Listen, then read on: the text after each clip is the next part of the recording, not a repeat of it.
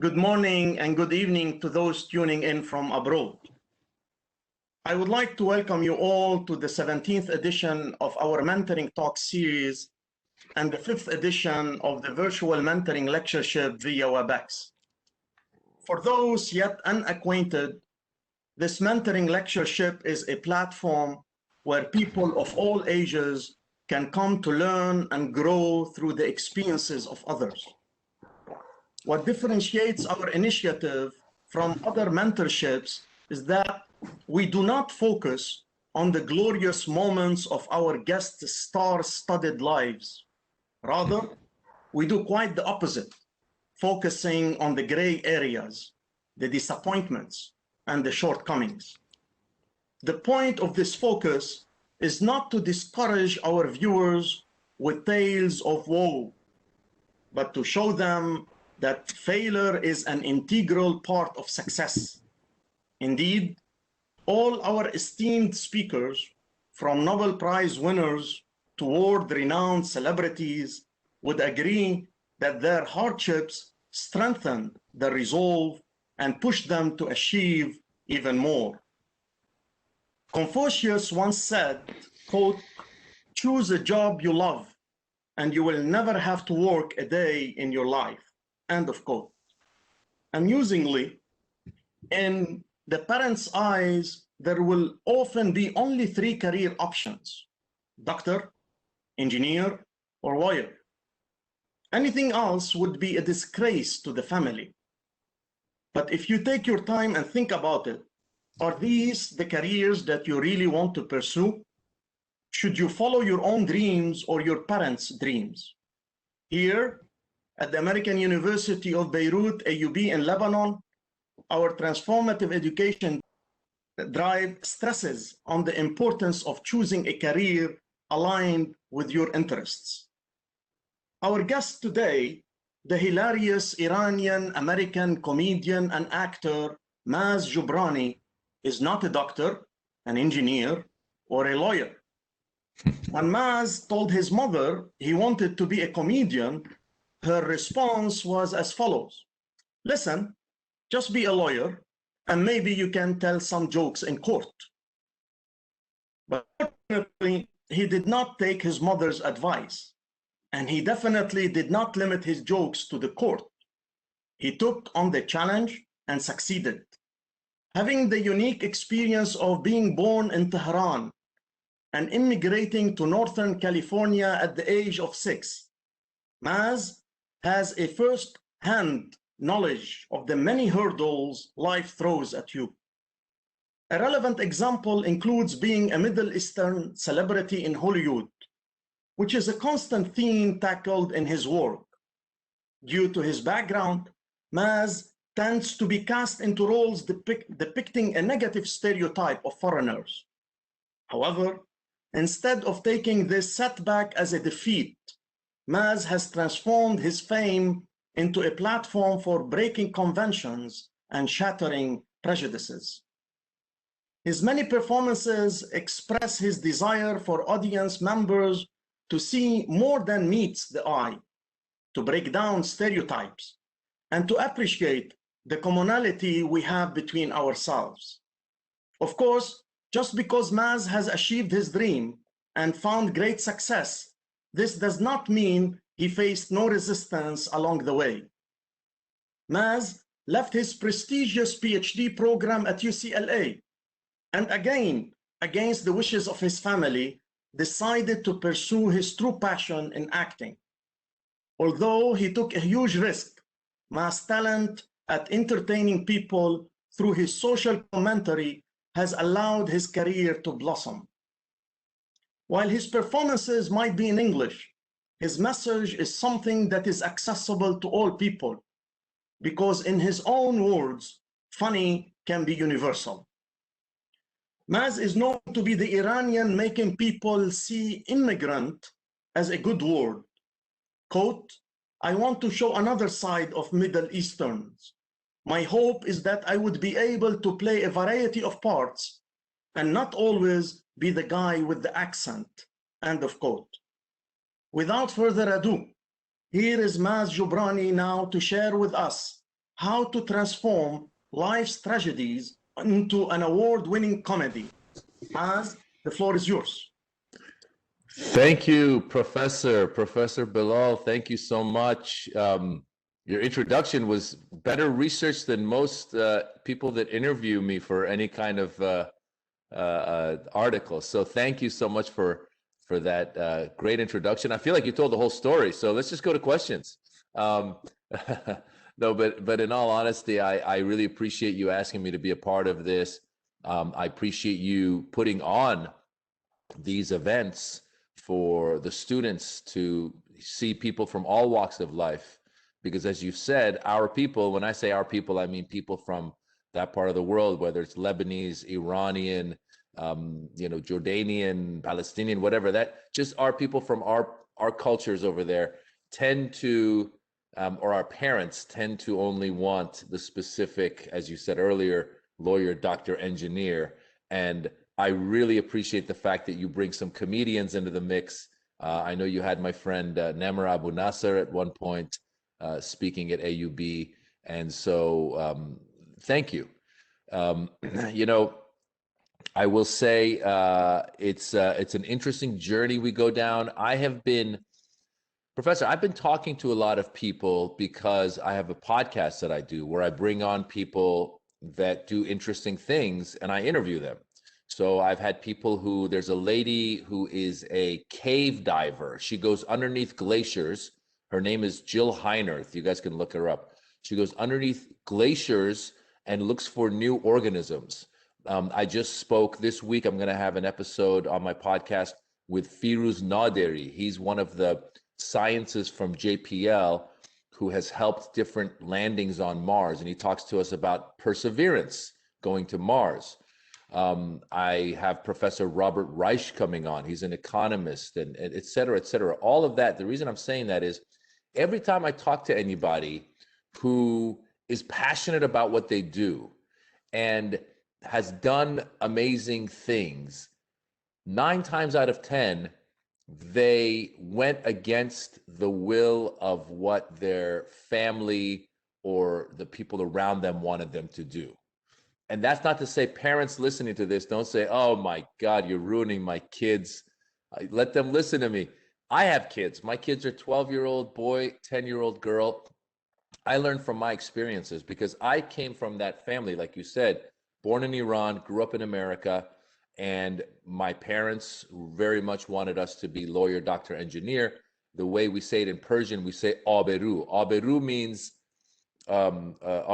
to have some sort of pride. They would say, do something that has aberu, do something that will look good for the community and for others. And I can say my son is a doctor. I think that's what they wanted. But I came to realize later on, it wasn't just that they wanted to gloat, it's that they want what's best for you. So if there's any college students or anyone who's younger on this seminar here and listening, your parents aren't against you. They're not trying to have the worst for you. They want the best for you. And in their minds, the best for you is a job that has some sort of future that is pretty secure. So if you go to law school, the odds are you can become a lawyer and make good money. If you go to medical school, the odds are you'll be a doctor and make good money. So that's why these things, engineer, same thing. That's what so if you ask them, that's what they tell you. But you know what you love to do. Your parents don't know. Your parents see you, they go, oh, he likes to play video games. Well, what does that mean? How are you going to turn video games into a career? Well, now you can. And that's what's crazy about this world and about this life that I discovered. I think we're in a generation now where the younger people, if they really have any desire to do anything, it's at your command. It's right there. Because when I was a kid, I fell in love with acting and comedy. I think I was around 8 or 9 or 10. And that's when Eddie Murphy became the biggest comedian in the world. And I would watch him and I would say, wow, I want to be like that guy. And Eddie Murphy, had gone to the TV show Saturday Night Live at the age of 19. And of course, in my mind, I said, you know what? I want to be on Saturday Night Live, even younger than him, because he was the youngest person to ever be on there. I said, I'm going to beat him to it. Well, I started doing plays when I was 12 years old, musicals, theater. By the way, side note, if any of you are people who say, I want to get into acting, I want to get into comedy, okay, then find a local theater, find a local venue where you can go and perform. Because a lot of times, Professor Bilal, I have people come up to me and they say, my kid wants to be an actor. I say, okay, go do some theater in school. They go, no, no, no, he wants to be an actor. I go, yeah, get into a play in school. No, he wants to be on TV. And I go, okay, your kid wants to be famous. He doesn't want to be an actor. He wants to be famous. There's a difference, because acting is doing the plays. Acting is doing everything that comes your way and being alive. I mean, when I'm on stage or when I'm on a set and I'm acting, I feel alive. When I'm doing stand-up, I feel alive. So if your desire is to get into this world, or whatever that world is, put yourself into it. So let me go back again. 12 years old, get into a play. And, you know, we all have moments in our lives where we have guardian angels, or we have people that give us a pat on the back and it makes us go, oh, I can do this. So 12 years old, I do a musical in my junior high school. Our junior high school was 7th grade and 8th grade. I was in the 7th grade. So when you get into the musical in the 7th grade, you don't get the lead part, you get the background part. So the play, the musical, was called The Boyfriend. And I was a background dancer. I was dancing and singing, and I was just in the background. And the director, her name was Shirley Bonbright. And Shirley Bonbright said, guys, whenever you're doing a musical, when you're singing and dancing, you always got to be smiling, because the audience wants to feel your energy. Always smile. Now, I think, Professor Bilal, in going back and doing a little bit of self-analysis, I think being the son of Middle Eastern parents, I had learned to respect my elders. So if somebody who's older than you tells you to do something, you do it. Whereas the American way is you got to question your elders, challenge them. So when Shirley Bonbright, the director of the 7th grade musical, said, smile, I took that to heart. So every time I'm on stage, I'm smiling and dancing. One day I show up at rehearsals and I'm sick and I'm under the weather. And I go to Miss Bonbright. I go, Miss Bonbright, I'm a little under the weather, but I know it's important for me to be at rehearsals because we're getting ready for the main performance. So I'm here today. She goes, great. I go on stage. I'm doing my thing. I have a cold, but I'm singing and dancing and I'm smiling. Miss Bonbright stops the whole rehearsal. Stop, stop. Everybody stop, stop. And we're freaking out. What's going on? She goes, look at him. Look at him. He's sick, but he's here and he's smiling. You should learn from him. And that was a pat on the back moment where I said, oh, I'm pretty good at this. So that was the first time I realized that I could do it. And then when I went to high school, I started doing plays, and we had a theater program in high school. And the teacher there, her name was Michelle Swanson. I'm actually in touch with her still as a friend. And she's another one who told me, she said, hey, you got what it takes. And it's funny because my parents, being immigrant parents, not knowing what this world was at all. How do you make it as an actor? How do you make it as a comedian? If you want to be, again, a lawyer or a doctor or an engineer, you go to graduate school and then you go get a job.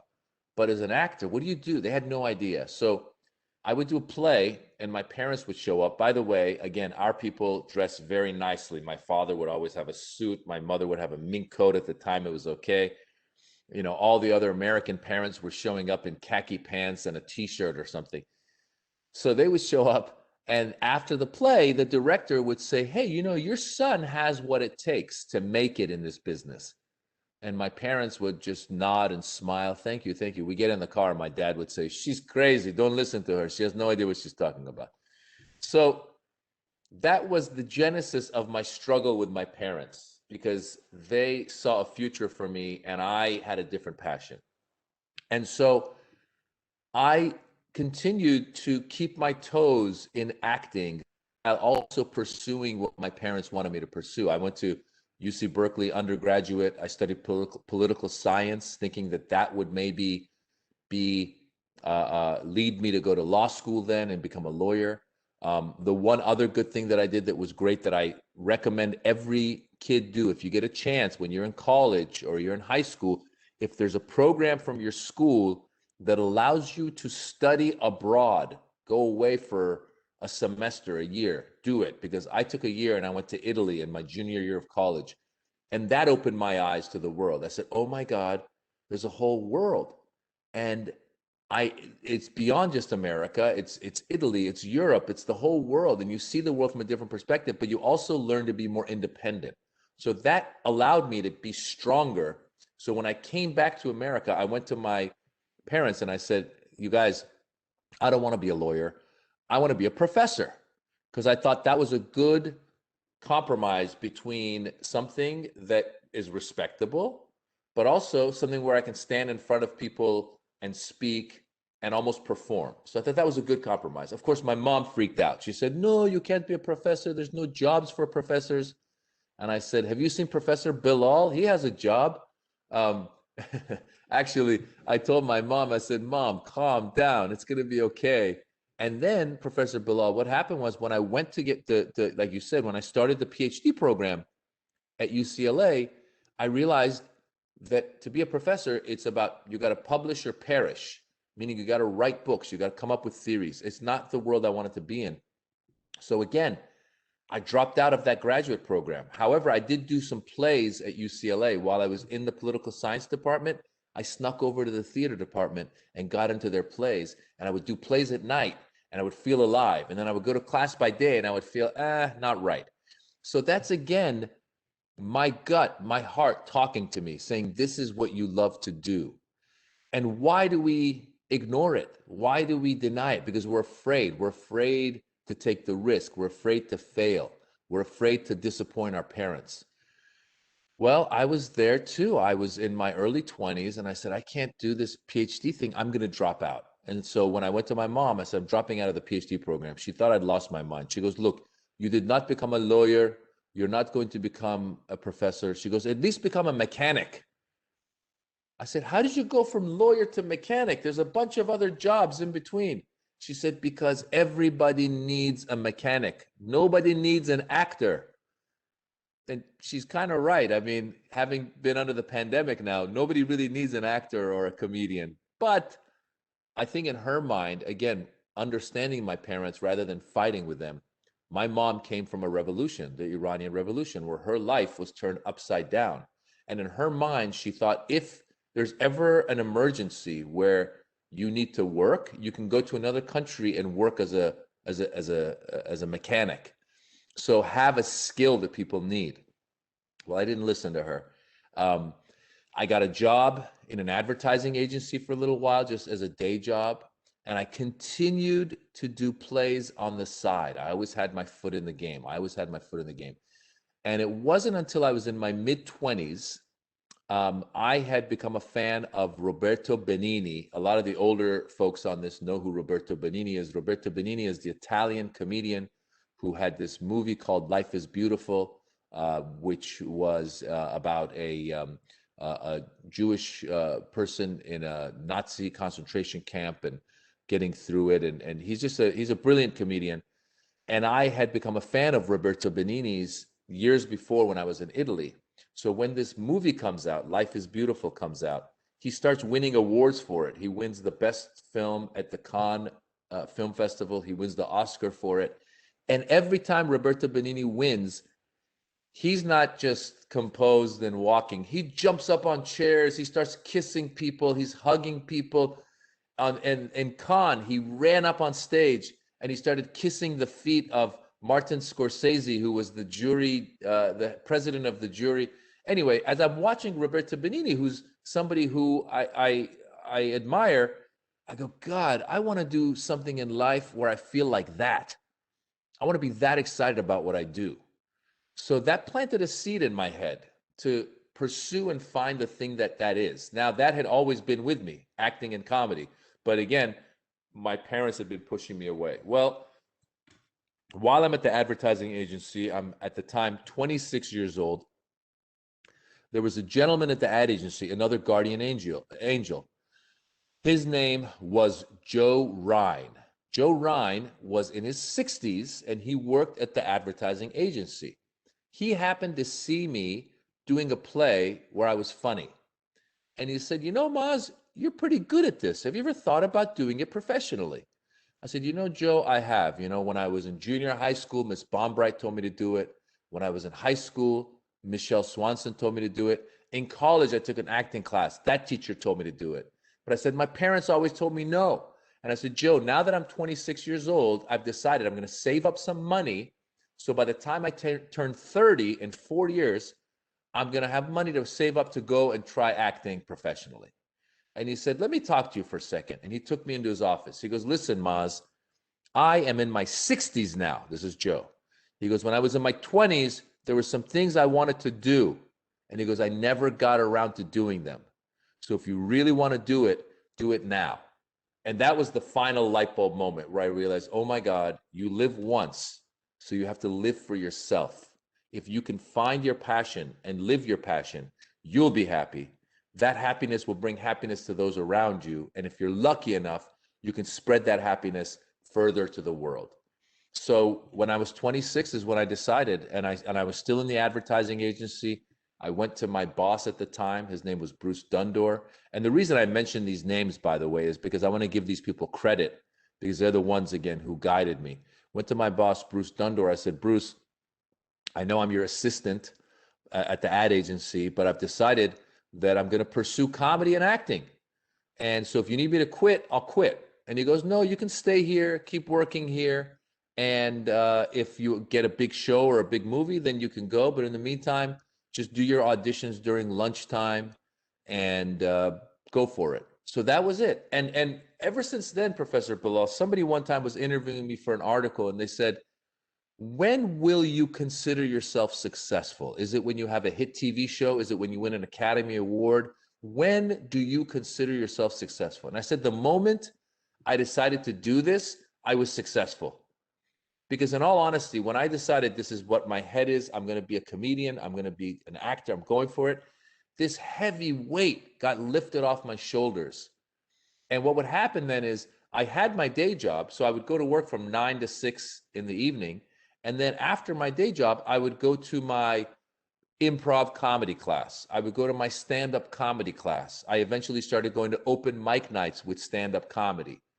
And for me, it wasn't work because I loved it. And whatever that is for you, for the people listening today, I always tell people, if you can find that thing, then you're ahead of the game. Because a lot of people don't even know what it is. A lot of people say, I don't know what it is. And I go back and I say, well, what is it that you liked doing when you were a kid?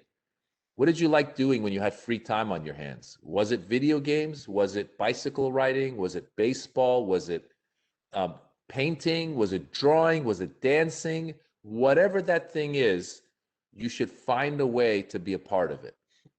And I have friends, again, I learned from my friends. A friend of mine was a good athlete when he was growing up. He wanted to be a baseball player, but he wasn't good enough to be a baseball player.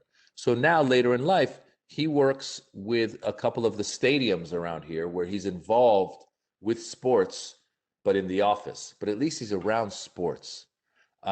So those were the steps I took to start pursuing this career. And then once I started pursuing this career, as you said, there's always going to be challenges. And the truth is, I got a couple of things to say. Number one is, it's never too late to change directions. I think sometimes the kids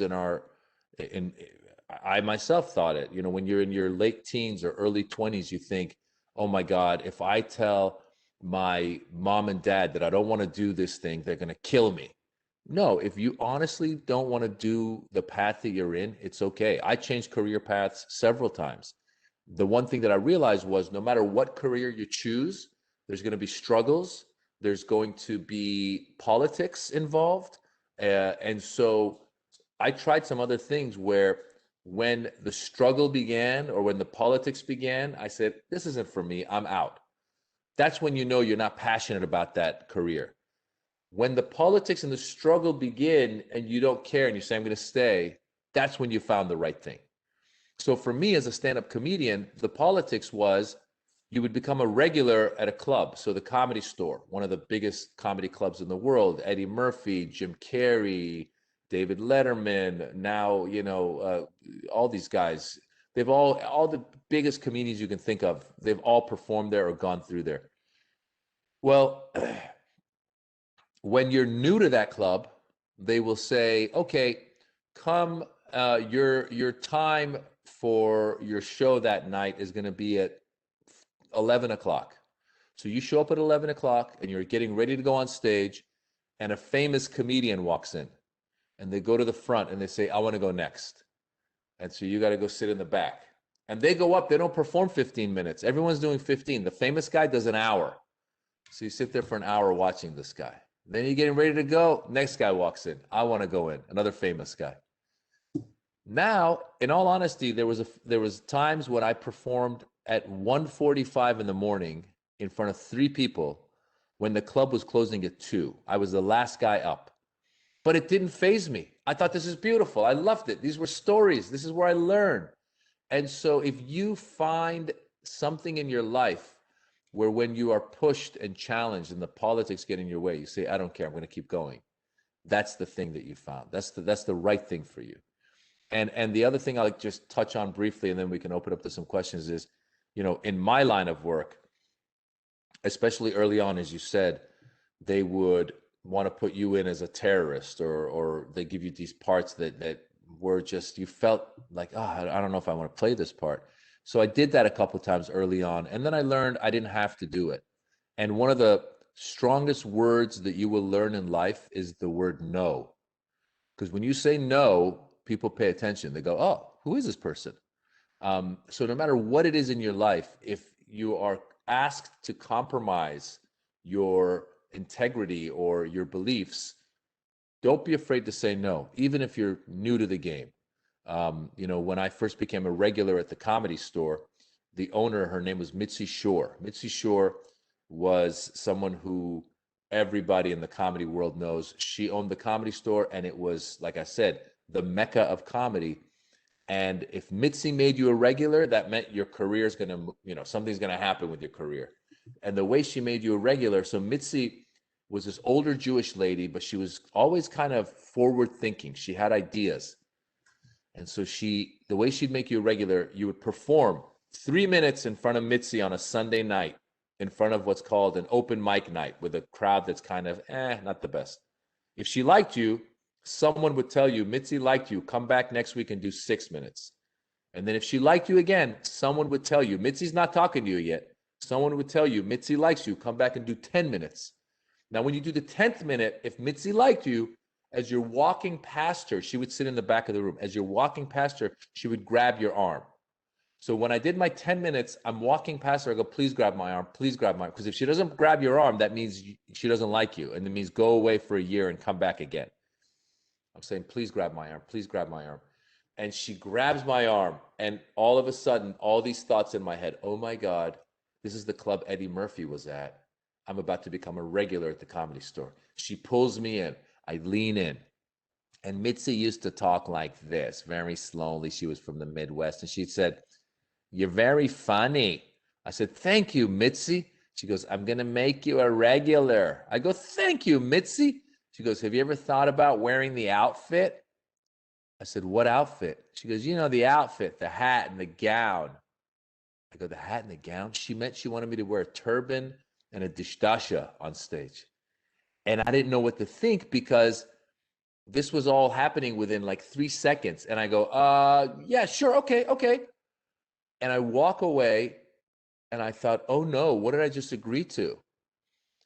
And then I thought, okay, Mitzi's old. At the time, she was old. I said, maybe she'll forget by the time I got to get on stage next week. Well, the next week I get a call from the club booker, and the club booker, her name is Corey. She goes, Maz, congratulations. I heard you're a regular. I said, yeah, Corey, I am. She goes, and Mitzi said you're going to wear the outfit. I go, oh. So now I'm sitting here trying to figure out how to not wear a turban and a dishdasha on stage doing stand-up comedy, because I know in many ways it would be the death of my career. So I start talking to the booker. I go, listen, Corey, I really don't want to wear this stuff. And she goes, listen, Maz, let me tell you, Mitzi has helped a lot of the top comedians figure out their persona on stage. She sees into the future. So she helped Roseanne, she helped Andrew Dice Clay, she helped Jim Carrey. She's reaching out to help you. You should take her advice. Now, Mitzi had some hits, but she also had some misses, because I've learned this later For example, there was a guy named, I think, Jackie Bananas. And Jackie Bananas, I swear to God, was this guy. He'd go on stage, he'd do his comedy show, and I guess halfway through the show, he'd put on a banana suit, and he would look like a banana, and he would do a couple jokes as a banana. Well, Mitzi one night saw him and said, "You always have to be the banana. You're Jackie Bananas." And now nobody knows where Jackie Bananas is. He's disappeared. So Mitzi had some misses. And so I was stuck trying to get out of this wearing a turban and a dishtasha on stage. And eventually I came up with the best excuse because I wanted to be at the Comedy Store, but I didn't want to be at the Comedy Store or anywhere wearing a turban and dishtasha. Now, being Iranian American, I had heard a story of this Iranian guy in Los Angeles who used to make fun of the mullahs in Iran. And so one time, I guess he was at a rally in Los Angeles, some political rally, and he was making fun of them on stage at the podium. And some supporters of the mullah showed up and they threw a rock and they blinded him. So I said, "Oh, wow, okay." So that's the story I took to the Comedy Store. I said, "Look, I can wear the turban and all that."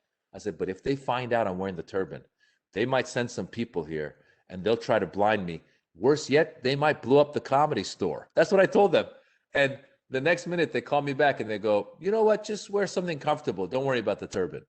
So I talked my way out of that situation. And then ever since then, like I said, I haven't done any of these terrorist parts. And as I continue to, grow in this business, I am trying, as you said, Professor Bilal, to get closer and closer to my own voice when I'm on screen. The good news is, from the time I started 22 years ago to the era we live in right now, there's been a lot of progress towards authenticity. And we have a lot of people from our part of the world that are creators in America now. Guys like Rami Youssef, who is now, has his own show, Rami. Even the Indian community, guys got like Hassan Minhaj, who's Muslim, but he's Indian. You've got Mindy Kaling, you've got, Mo Amer, you've got a lot of Nemr Abu Nasser. You have a lot of people creating from our parts of the world and telling our stories the way we want them to be told. So if there's anyone here listening who's thinking about getting into acting, filmmaking, comedy, really the answer is just do it. I mean, just go and do it. I mean, for filmmaking, all you need is your phone now, and you put it on your social media and you keep putting it out, and don't worry about how many views and hits it gets, because you're getting better and better every time you do it. For stand-up comedy, once the pandemic is over and places are open, I don't know how it is in Beirut right now, but in Los Angeles, it's hard to go to do stand-up comedy. We have some outdoor shows, but when you get a chance, if you really have the desire to do it, you need to get on stage 5 to 10 times a week in bars, cafes, church basements. I did stand-up in church basements. I did stand-up in strip clubs. I've done stand-up, you name it, I've done it. And you got to just keep going 5-10 times a week for about 5 to 10 years, and you get good at it. It's like becoming a doctor. So in a way, I could say to my mom, I did become a doctor. I became a doctor of jokes. And that's where we are now. And now we're in the pandemic, and I've been spending most of my time, like I said, doing my podcast, which is called Back to School with Maz Jobrani. I'm assuming anybody can find it on iTunes. I've been doing Zoom comedy shows, been doing some outdoor comedy shows. I've been appreciating my family more. I mean, I know we're in a bad situation, but if you're lucky enough to have your loved ones around you and kind of breathe the air sometimes, then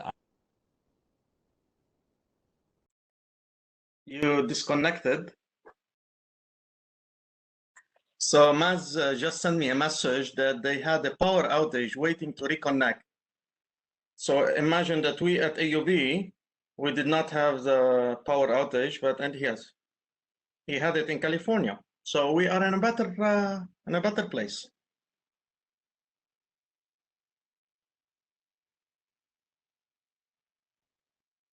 He's waiting to reconnect. There are 134 people attending right now. So Maz sent me a message. I should tell you some jokes while we are waiting for him to join.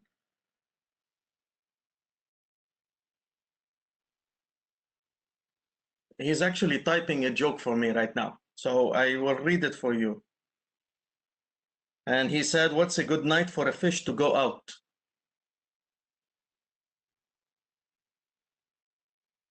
And the answer is tonight. Tonight. All right.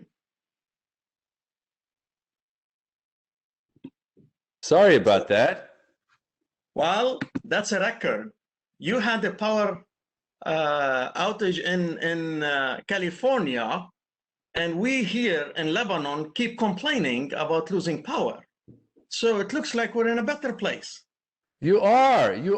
And I thought you're the ones who are supposed to have rolling outages. We now, maybe it's because I'm talking to you, they decided let's just do the same thing. Let me turn this light on here. Hold on one second.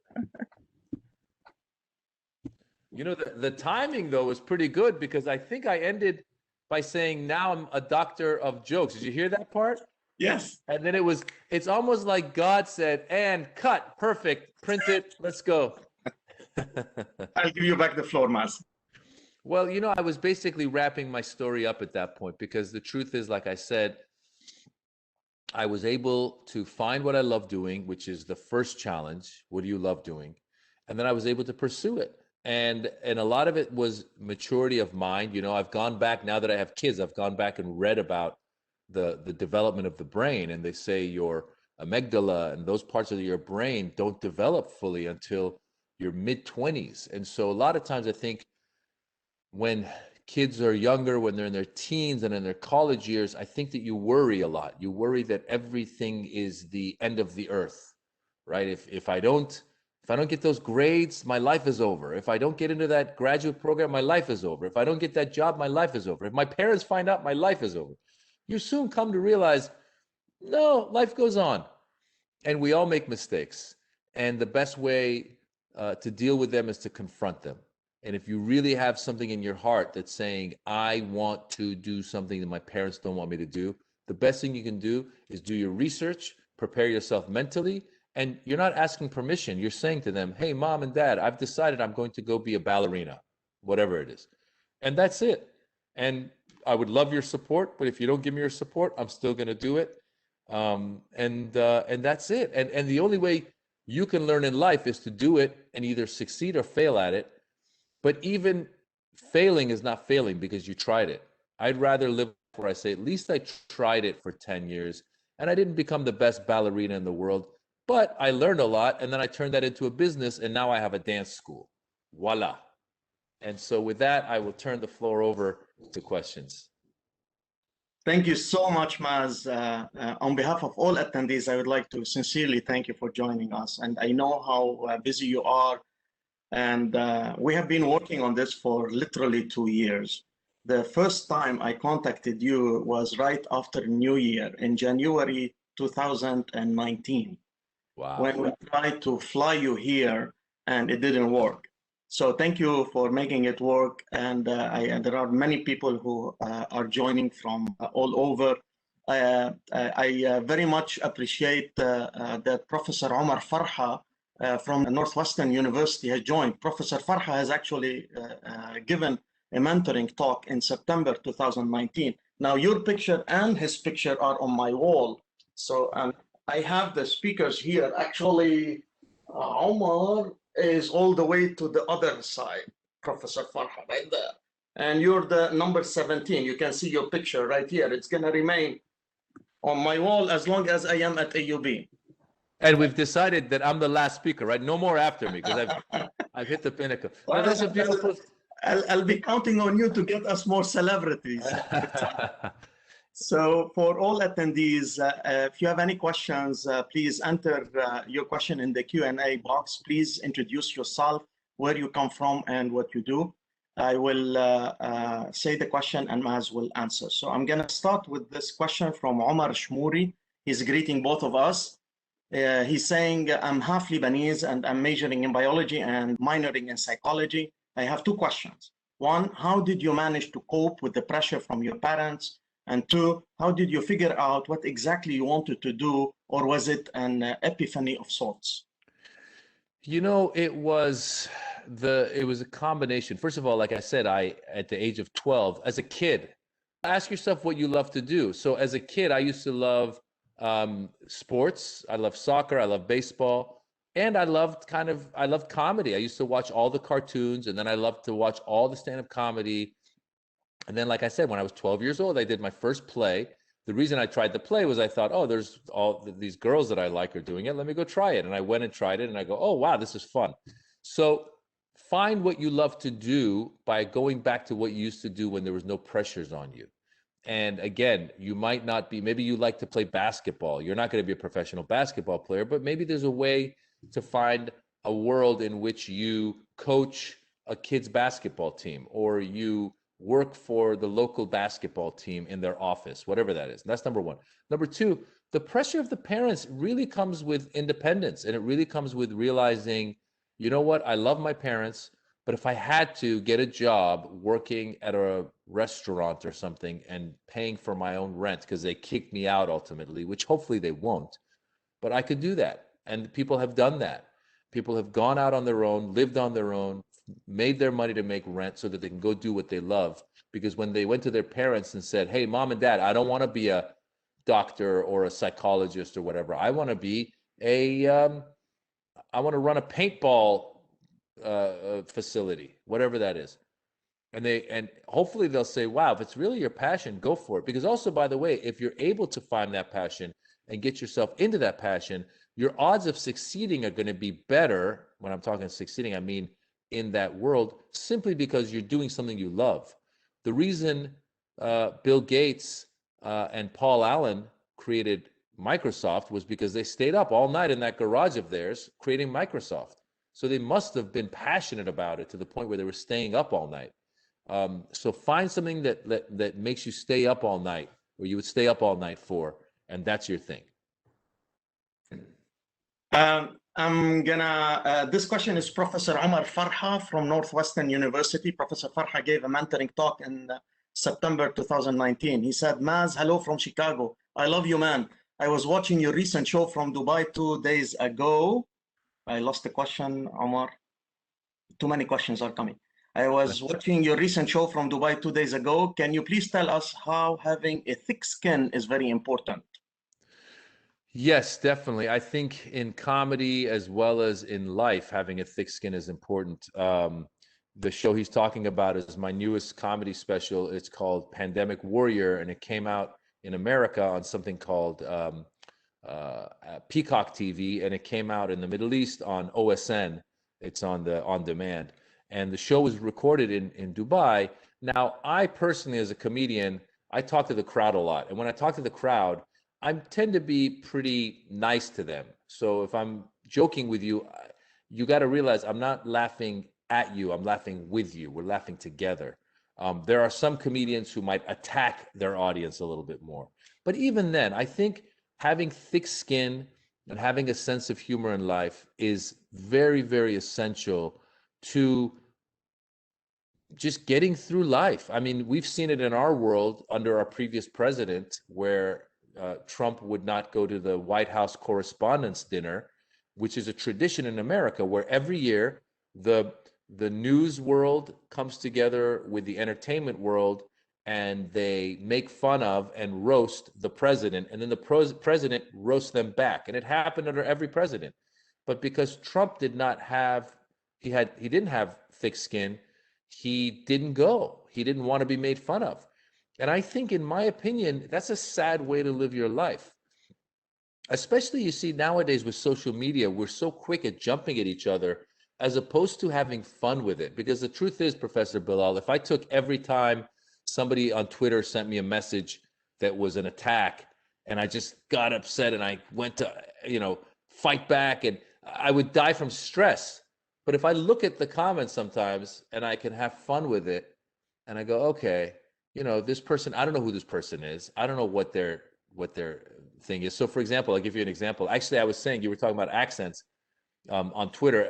By the way, all across social media, it's at Maz Jobrani. So if you want to message me, send me good thoughts. If you send me bad thoughts, I'm going to block you. But it's somebody wrote, I think he was an Iranian because his English wasn't that good. He wrote, I don't know who putted these ideas in your head. He was trying to say, I don't know who put these ideas. I don't know who putted these ideas in your head. And I wanted to say, I don't know who put these ideas in my head either, but I'm about to put my foot up your ass. But I didn't say that because I just laughed to myself and I moved on, you know? So you got to have thick skin. Okay, Professor John Reynolds, he's passing his greetings from Georgia Institute of Technology from Atlanta. This question is from Dr. Iman Sbaiti, surgical oncologist at AUB. To what extent it was difficult to be able to give the image of Iranian society that you wanted in face of the stereotype image in the audience in US? What was your strategy to reach to that level? First of all, it's amazing. All of your audience are doctors. Now I feel very, I feel like I'm in good company here. There are a lot of students. There are so many questions. I'll be asking all of them. No, it's fine. It's fine. I'm joking, you know. Listen, the truth is I almost got a PhD. I mean, I dropped out the first year. So I got the P of the PhD. I didn't even get the P of the PhD. The point is, I'm happy to have doctors on here. No, the stereotypes, you know, the stereotypes existed before we got here. You know, every community, this is what happens. If you look at the history of America, whenever a community comes, they're the ones who get it, and then they assimilate, and then the next community comes, they get it, and then they assimilate. So, you know, the Black community has had to step up and tell stories from the Black community, the Latino community, the Asian community, and therefore also the Middle Eastern community. And Iranians, as a group, started coming to America in the late 70s, early 80s. And our parents came and they set up shop and they wanted us to be lawyers and doctors and engineers. And so when I entered this business in 22 years ago, there were not that many Iranian Americans or Arab Americans in it. And so the stories that were being told about us were being told by older white guys who thought, okay, you know, if I've got a Lebanese guy or an Iranian in here, well, he's definitely the guy who's going to hijack the airplane.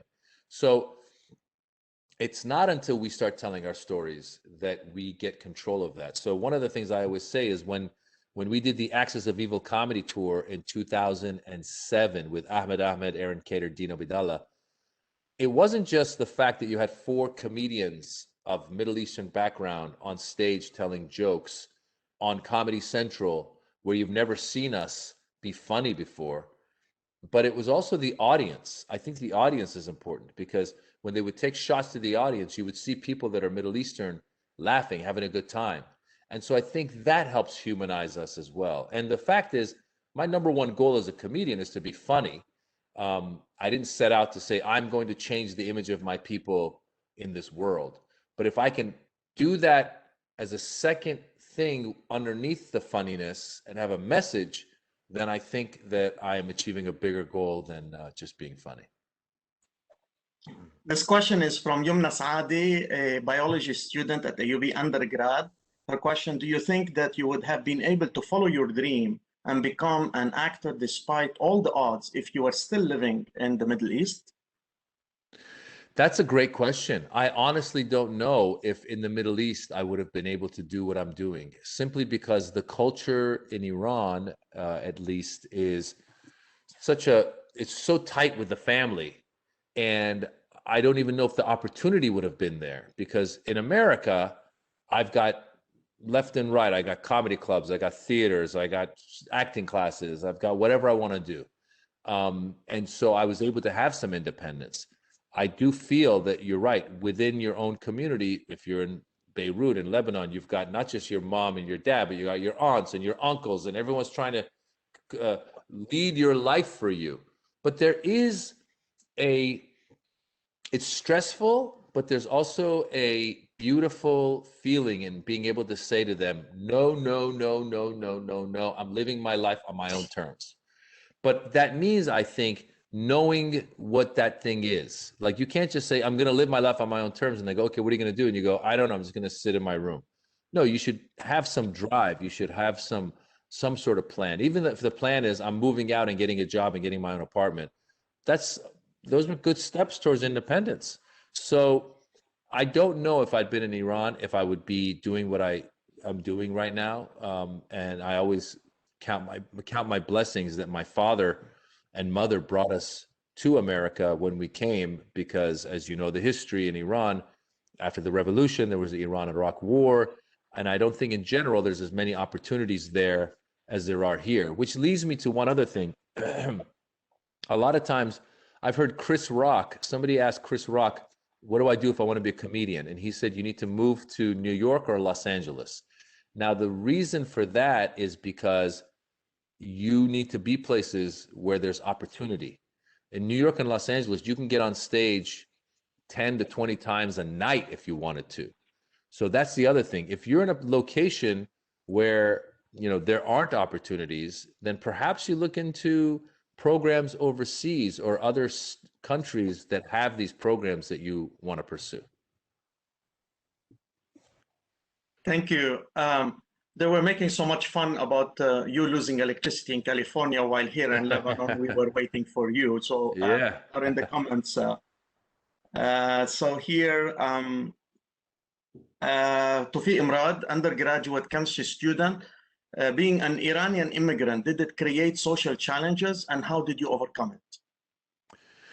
You know, we came to America in late 1978, and then quickly the hostage crisis happened. And that was kind of hard as a kid, because in the hostage crisis, the Americans would pick on you for being Iranian, even though you'd left Iran because you did not agree with the government there. So we were on the same side as the Americans. We didn't support the hostage taking, but they needed someone to beat up on or to make fun of, and that was us. And that's just been the history of America. We know that after September 11th, people were going around shooting Indian Sikhs who have nothing to do with anything that happened on September 11th. So those were challenges, and I think we got through them. I think comedy probably helped a little bit. As a kid, I remember I liked to be funny. I was a good athlete. That helped. I used to bring extra candy to school and bribe people. That's another way you can make friends, is bring candy.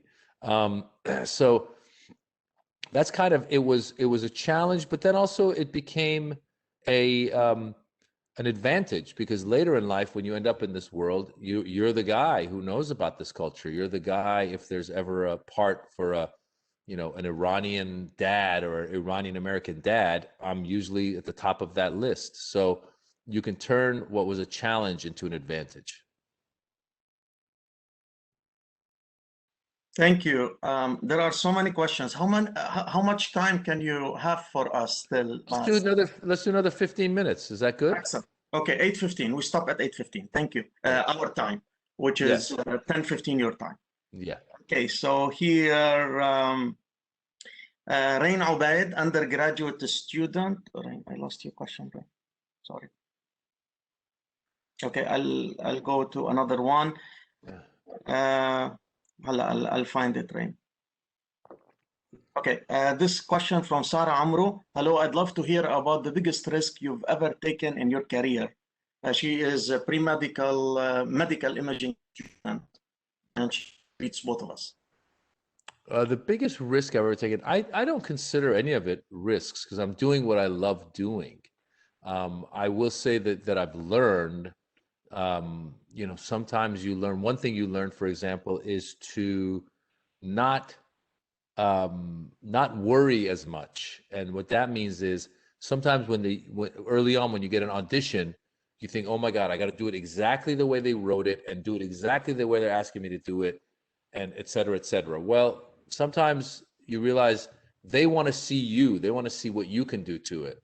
So as a matter of fact, here's a good example. There was a director, gosh, I forget her name right now. She had won an award for her writing. I think she wrote the screenplay to Juno. Cody, I forget. Anyway, she was doing a movie. She was directing a movie, and they called me in because it was supposed to be a Middle Eastern cab driver in Las Vegas. And I was like, oh God, like in my mind, I'm like, well, that's kind of stereotypical. So I said, you know what? Like I said, I didn't worry as much. I said, I'm just going to kind of make up the dialogue as I go. So I didn't even use the dialogue they'd given me. I just went in there and said, here, this is how I would do it. And I did it. And I left thinking, okay, whatever, at least I had fun. Well, I got a call and they said, you got the part. I said, oh, okay.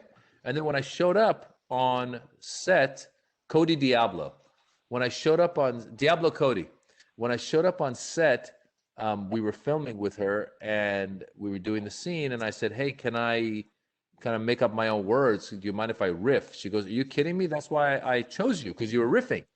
So all that to say, the risk taking is realizing that you have a say as well. Doesn't mean always go in for an audition and mess up the guy's lines.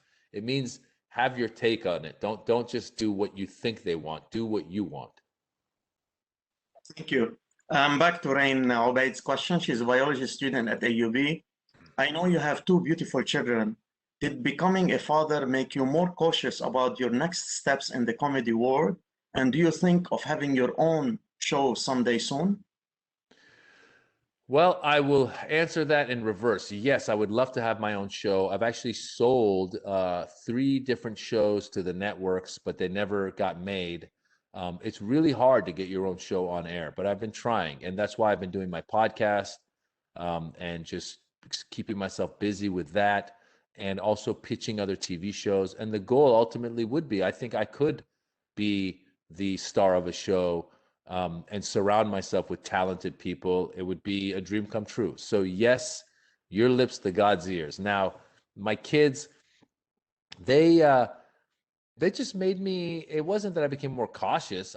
You just work harder because you go, okay, now I have kids. Now there's more expenses. Now I want them to be able to enjoy their lives the way that I was able to enjoy my life. My parents provided for me. I want to provide for them. What they did do to me is they added another layer of emotion to me that I didn't even know was there, simply because I talk about this in my stand-up, but when I was a kid, my father, in his efforts to soothe me if I fell and hurt myself, he would say, son, you don't need to cry. Men don't cry. So that got in my head at a young age, that men don't cry. Well, as soon as my son was born, my firstborn, I got really emotional and I would always tear up. And so they've made me more human again. That's what I'll say. This question is from Nadine Tasabehji. Hopefully I said it right. I want to say hello to Maz from Boston. I watched your show here in Boston just before the pandemic started and loved it. She is an assistant professor of nutrition at Tufts University. Okay, there was no question, it was a comment, sorry. Oh, thank you. This question is from Antonius Shadid. I'm Lebanese American. I have been a big fan since the Axis of Evil comedy tour. As a young person, how do you balance a career exploration phase with other major milestones in life, choosing where to live, getting married, etc.? Yeah, that's a tough one. That's why, again, if you want to get into this world, you should make sure that you can do it without sacrificing things that are not just you. Meaning, the best time to get into this is before you're married with kids. When you're married with kids and you have a life going and you have to provide. I spoke with somebody recently and they were saying, yeah, I really want to do this. I'm in my 40s and I'm married and kids. I said, well, listen, you can't just quit your career because you need to have an income.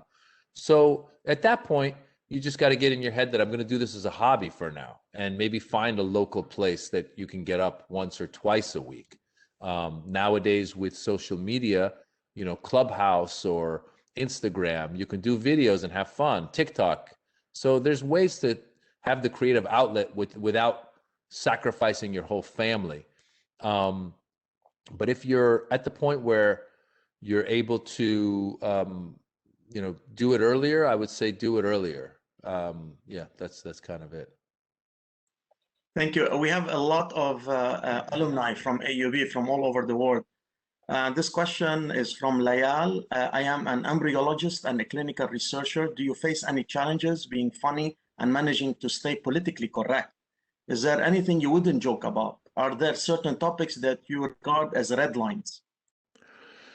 You know, for me, the main red line is I don't make fun of anyone who's handicapped or who has some sort of mental or physical incapacity, because I don't like to punch down. I like to punch up. I think we should make fun of our political leaders. I think we should make fun of ourselves. Those are all things I like. In terms of politically correct, I mean, you are who you are. So there's some people who like to push the envelope and say jokes that are taboo, very taboo and very dark. I've never been a dark person. And for the most part, my comedy is about my kids. I talk about kid stuff, social issues, political issues. It's not usually that dirty. I might say a couple of cuss words here and there, but it's not that dirty. But that's just who I am. But I like a lot of comedians who are super dirty. I mean, there's this culture going on right now where it's the thing of like cancel culture versus politically correct and all this stuff. Well, my response to some of my comedian friends who complain about cancel culture, I say, listen, this is the future. If the young people today that are coming to your comedy shows are not comfortable with you using the words they used to use back in the day, then you can either fight them on it or you can adapt and move into the future. So I have my own kids and they give me hope for the future. And a little while ago, I was talking about our neighbors, our neighbors, our old neighbors. The father is African American and the mother's white. And we were in the kitchen talking, and I don't know what we were talking about. I said, yeah, you know, Ann is white, Kevin's black. And I looked over at my kids, and their jaws they were. And I go, what's wrong? They go, he's not black, he's African American. I said, oh, come on. But then I realized this is kind of the world that they're in. And so again, by the way, talking to Kevin himself, he goes, I'm black, I'm African American, whatever you want. But my point is, when it comes to this stuff, I think we have to adapt and move forward, or you're going to be left in the dust. Thank you. My name is Muhammad Ismail. I'm Lebanese. I work in Saudi Arabia as general manager for a reputable group. My question is, what does he think? Do you think the world will look like after COVID-19 pandemic comes to an end, if God wills it? Geez, you know, I am hoping that I'm being hopeful here that we get to a point where the vaccines really will work and people will. I hope people remain cautious and we get to a point where, you know, we maintain our mask wearing, social distancing. And eventually my hope is that once we're at close to normalcy, or when we're at normalcy, that there will be a big desire for people to go out to shows, to go out to dinner. I'm hoping these industries come back. You know, in America, we had the Depression and then we had the Roaring 20s that followed the Depression. So I'm hoping, again, we have the Roaring 20s, but it's the 2020s. I know that I'm excited about getting back on stage all over the world. I haven't performed in Beirut in several years. I would love to come back to Beirut. I'd love to go back to the Middle East. I'd love to go all over the country here. You know, again, being home and being with my family, I'm not looking forward to being away from them, but I am looking forward to getting on stage and in front of a live audience. So I think that that's going to happen. Okay, so here, I'm not gonna say the name. When it is your last year at the UB and you want to do something that is against your parents' will, and they threatened you that they would kick you out of the house and stop paying for your tuition and stop like everything given by them. The question is somewhere else. How would you deal with that? You know, that's a tough one, you know, because you've gone to your parents and said, hey, I want to do this thing. And they have, rather than embracing it, they have kind of laid down the gauntlet. Well, you have a couple of options. The number one option would be to find a time when cooler heads are prevailing, when everyone's a little calmer, and maybe have really thought out what it is that you want to do and explain to them. Say, guys, the reason I want to do this thing is because since I was a child, or more recently, or whatever it is, I've really thought about it, did the research, and this is what's going to happen. This, and this. Really lay it out for them so they see that you really have thought about it and put your mind to it. That's the first thing you can do. The second thing, I will remind you guys, you're young, and a lot of times you feel like if it doesn't happen now, it'll never happen.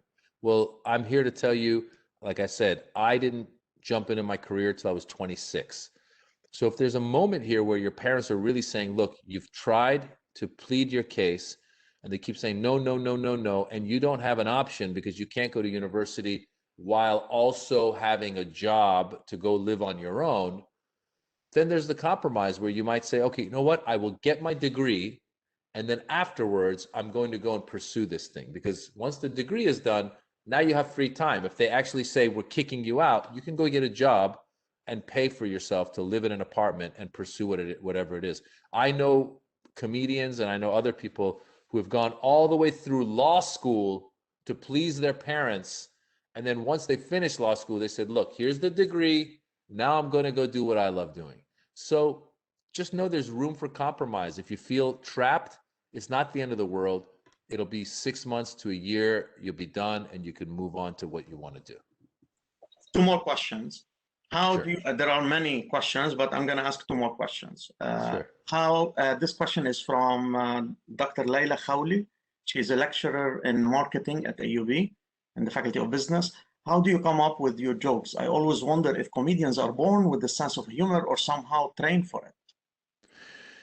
You know, different comedians do it differently. Some comedians wake up every morning and they start writing and they write jokes and they think about stuff and they write. I personally write on stage. And that's why it's been a little difficult under the pandemic, because usually I'm on stage, I would say 6 times a week at the Comedy Store and the Laugh Factory on Sunset. I'll go up on a night, do 2 shows, then the next night, 2 shows, next night, 2 shows. And I'll go up with some stuff that happened in my life and I will tell that story and try and find the punchlines live on stage. I've been doing this for 22 years. There's a lot of comedians who do that. They have their voice. They know how to give the intonations to get the punchline out. And that's where we do it. And then we record it on our phones. And then we listen back on the phone and we go, okay, that worked, that didn't work. Then the next night we go back and we start to carve it out. So that's how I do it. And a lot of my comedy comes from my life or from things that I've observed. It has to be sincere. Otherwise, I have a hard time delivering it. Thank you. The last question. This is from Abd Dugan. I'm an agriculture engineer from Beirut, Lebanon. Did you encounter failures? If yes, can you tell us some? Note, I'm a big fan of yours. Watch too many of your shows, Habibi. You always say Habibi in your shows. I love Habibi. First of all, just to answer the second part of the previous question of are you born with it or do you learn to be funny? I think that it's a combination of both. It's kind of like Malcolm Gladwell said in the 10,000 hour rules. He says, if you put 10,000 hours into anything, you'll get good at it. So he uses Tiger Woods as an example. He says he started golfing at a young age. He became Tiger Woods. Now, the difference is I could shoot baskets for 10,000 hours and I might be good at shooting baskets in basketball, but I'll never be a professional basketball player. So similarly with comedy, I think you have to have the instinct for comedy, but if you put the time, you can get better and better at it. If you don't have the instinct, you can put the time, but you'll never be a professional. You might be, a funny person and you might like funny stuff, but you're never going to have, there's a timing to it. There's so I think that's a born thing. Now, in terms of failures, yeah, I mean, there's plenty of failures, but again, being in this business, I don't see them. I've learned not to see them as failures simply because you go to the next thing. So I'll give you an example, because I think this also could pertain to the young lady who asked about her parents, saying, I don't want you to do what you want to do, and I'm going to kick you out, all that stuff. Again, I think when we're in the middle of a failure or in the middle of a conflict, we think the whole world is closing in on us. But when you get past it, because no matter what you do, the time keeps moving forward. So you're going to get past it. When you get past it and you look back, you go, oh, it wasn't as bad as I thought. So I'll give you an example. Here's what I would say is a failure, right? So I was auditioning for this movie that had Jim Carrey and Steve Carell, who at the time, they're already big stars. At the time, they were even bigger stars. And this movie was supposed to be some huge movie, and I was going to be one of their like friends in the movie. And I thought, oh my God, this is going to be great. I went in, I auditioned, and they loved the audition. Oh, this is great. My agent called You're the #1 person on their list. You're gonna get the part. There's 2 parts. They're gonna give you one of the 2 parts. We waited, didn't hear back, waited, didn't hear back, called them up. What's going on? They're waiting. They're just getting some things finalized. You're gonna get it. You're gonna waited, didn't hear. Finally heard back, and they go, you know what? They decided to go with somebody else. And I said, but there was 2 parts. Yeah, they gave both parts to 2 other people. Oh man, now I'm really like, because they built it up, it was in my mind. I thought, oh my God, this is it. My career is going to take off. And, you know, but now I'm going, oh man, what a bummer. Well, I forgot about that movie. And then the movie came out and I watched it and it wasn't that good. And the part I would have had wasn't that good. And it really wouldn't have made a difference in my life. So I realized the amount of weight I gave that one thing was not as big as I thought it was. So your failures aren't as big as you think they are. There's been people in this world who have gone bankrupt 10 times, lost everything, but they kept coming back. So again, it's not about the failures. Those will come. It's what you do after the failure. There's a great TED talk about grit, the idea of grit. And the idea of grit is every time you get knocked down, you stand back up. So that's the key. You're going to get knocked down. Nobody wins 100% of the time. So just be ready to get back up. There are so many questions, but I'm going to stop right here. I want to sincerely thank you, Maz, for this beautiful, inspirational mentoring talk. And I can't thank you enough. My WhatsApp is on fire. I keep getting messages from everybody who has my number, thanking me for hosting you and greeting you and thanking you for the beautiful talk. And I hope we will be able to see you in person here at AUB. On behalf of all attendees, I want to sincerely thank you and appreciate your time. Zain Al Khalil from my team has been tweeting live about what you have been saying, and your Twitter account is on fire right now. She tagged you on every tweet. Great. I'll go heart. And I want to take this opportunity to thank all students in my transformative education team for all their help to make this talk be a reality. I want to thank you again. Everybody is mute, so I'm going to upload on behalf of all attendees. Thank you so much, Maz, for this beautiful talk. Shukran Habibi. Shukran Habibi. I really appreciate you, Professor. Thank you so much. Thanks for everybody who tuned in. We'll be in touch. We'll be in touch. Thank you. Thank you, everybody. You have a great evening. You have a great day. It's still 10 o'clock. Bye-bye.